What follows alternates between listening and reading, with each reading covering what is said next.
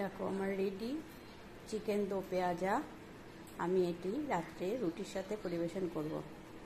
এটা pulao, fried rice, লুচি, পরোটা সব কিছুর সাথেই খুব ভালো লাগে। চিকেন দো পেঁয়াজা আমি আমার মতো করেই বানিয়েছিলাম। এর জন্য চিকেন নিয়েছিলাম আমি 600 গ্রাম। তার মধ্যে দেখো দুটো লেগ পিসও আছে।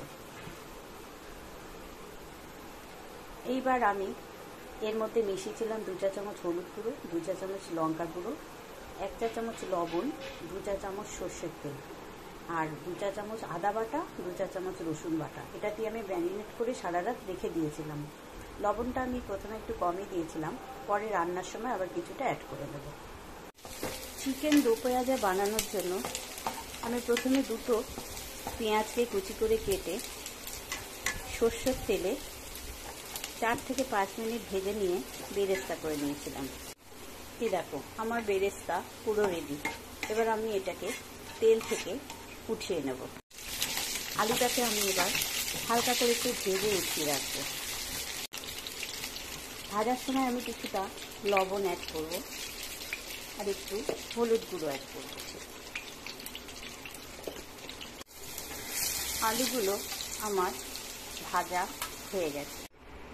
এবার সর্ষের তেলে আমি বাকি পেঁয়াজ কুচিগুলো দিয়ে 2 থেকে 3 মিনিট ভেজে নেব।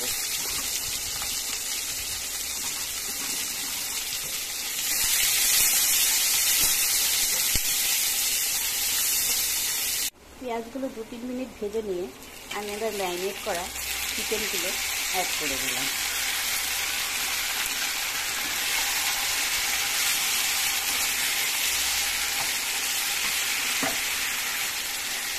একটু ম্যারিনেট করা জলটা আমি ওর মধ্যে দিয়ে ঢাকা দিয়ে আমি 3 থেকে 4 মিনিট রাখবো। আর মাঝে মাঝে একটু নেড়ে চেড়েও দেবো। 3-4 মিনিট পর আমি ম্যারিনেট করা বাকি জলটুকু এর মধ্যে দিয়ে দিলাম আর আলুগুলো এর মধ্যে দিলাম। এই সময় আমি কয়েকটা কাঁচা লঙ্কা এর মধ্যে দিয়ে দিলাম। এবার আমি ভালো করে মিশিয়ে ঢাকা দিয়ে আরও কয়েক মিনিট রান্না করব। এবার আমি ঢাকনা খুলে আবার একটু ভালো করে নেড়ে চেড়ে দেব।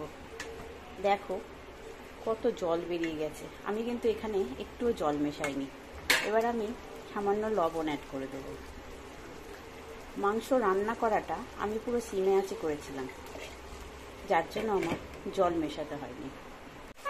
নামাবার আগে 1/2 চা চামচ গরম মশলার গুঁড়ো সরিয়ে নিয়েছিলাম।